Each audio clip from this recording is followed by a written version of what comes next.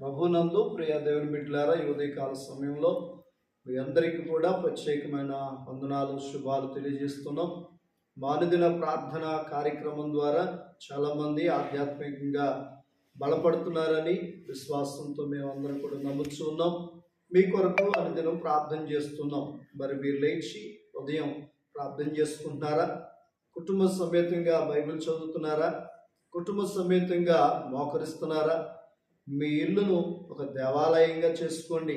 మీ ఇల్లు ఒక ప్రార్థనా ఇల్లుగా మార్చుకోండి. ఎందుకంటే ఆ యొక్క అన్యుడైన కొర్నేలు తన ఇంటి వారందరితో కూడా ప్రార్థన చేశాడు. మరి మీరు నాన్న తర్వాత అమ్మ, అమ్మ తర్వాత చెల్లి, అక్క ఇట్లా చేసుకోమాకండి. కుటుంబం అంతా కలిసి ప్రార్థన చేయండి. దేవుడు తప్పకుండా మీ మొరను ఆలకిస్తాడు. చూడండి, పరిశుద్ధ గ్రంథంలో కీర్తన గ్రంథం 32వ అధ్యాయము 8వ వచనం.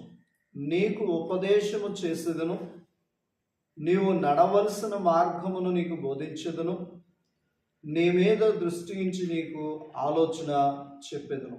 చూడండి, చక్కటి మాటలు దేవుడు తెలియజేస్తున్నారు. ఎవరున్నారు ఈ దినాల్లో? ఇలాంటి మంచి స్నేహితుడు, ఇలాంటి గొప్ప దేవుడు ఎవరున్నారు? ఏమంటున్నాడు? నీకు ఉపదేశము చేసేదను. నీకేం చేస్తానంటున్నాడు? ఉపదేశము అంటే నీకు ఒక చక్కని క్రమమైనటువంటి ఉపదేశాన్ని నీకు చేస్తాను అంటున్నాడు. ఈ రోజుల్లో నిజంగా మంచి ఉపదేశాన్ని చేసేవారు లేరండి. అలాగే నీవు నడవలసిన మార్గము నీకు బోధించదును. నువ్వు ఎలా నడవాలి, ఎటువైపు నడవాలో ఆ మార్గాన్ని కూడా నేనేం చేస్తాను, నీకు బోధించదును అని అంటున్నాడు. నిజమే. ఎప్పుడు ఈ విషయాన్ని చెప్తున్నారు? చూడండి, ఆదికాండంలో లోతున్న దినాల్లోనికి వెళితే ఆ ప్రాంతం అంతా కూడా చెడిపోయి పాడైపోయి పతనమైపోతే, ప్రియ బిడ్డలారా వింటున్నారా, ఆ పట్టణం మీదకి భయంకరమైనటువంటి కీడు తీసుకురాబోతున్నప్పుడు దేవుని మాట వినేటువంటి వారు ఒకరు కలరేమని చూసినప్పుడు లోతు కుటుంబం కనపడింది. కనుక లోతు కుటుంబానికి కనపడినప్పుడు దేవుడు ఏం చేస్తాడు తెలుసా? వాళ్ళకి ఉపదేశం చేశాడు. నువ్వు లే, ఈ ప్రాంతాన్ని విడిచి. ఏం చేశాడు? ఆయన నడవలసిన మార్గమును బోధించాడు. ఇటువైపుగా వెళ్ళిపో అని చెప్పాడు. అంటే ఒక వ్యక్తి తన మాట వింటున్నప్పుడు తనకి దేవుడు ఉపదేశిస్తాడు, నడవలసిన మార్గమును తెలియజేస్తాడు. అలాగే నీ మీద దృష్టి ఉంచి నీకు ఆలోచన చెప్పేదను. ఏం చెప్తాడు? నీ మీద దృష్టి ఉంచి ఆలోచన చెప్తాడంట.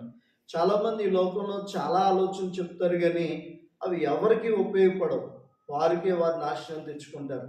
అలాంటి ఉపదేశాన్ని చెప్పేవాడు కాదు నేను ఆరాధించే దేవుడు. నేను ఆరాధించే దేవుడు ఎలాంటి వాడై అంటే చీకట్లో ఉన్న వారిని వెలుగులోనికి తీసుకురాగలిగిన ఉపదేశము, వెలుగులో ఉన్నవారు మరింత పరిశుద్ధులుగా ఉండడానికి చెప్పగలిగినటువంటి ఉపదేశమును చెప్పగలిగిన దేవుడు. కనుక ఈ ఉదయం నీ కుటుంబం ఎవరి ఉపదేశాన్ని వింటుంది? నీ కుటుంబం ఎవరి మార్గంలో వెళుతుంది? ఆలోచించి. నిజమే, ఈ లోక సంబంధమైన వారి మాటలు వింటే నీ కుటుంబం పతనం అయిపోద్ది. కనుక అలా వెళ్ళకుండా చక్కని మార్గంలోకి వెళ్ళాలని ప్రభుపేట మనం చేస్తున్నాను. ప్రియ తమ్ముడు, బైబిల్ చదువు, ప్రార్థన చేయి.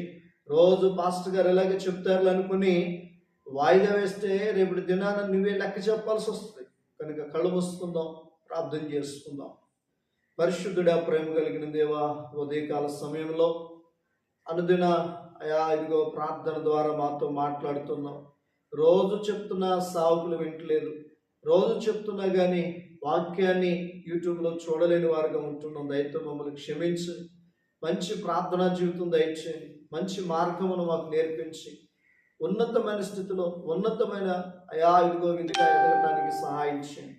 కుటుంబాన్ని బిడ్డలు దీవించమని యేసుక్రీస్తు నామములో మనవులను అడిగి పొందినాము తండ్రి. Amen. God bless you. Thank you all.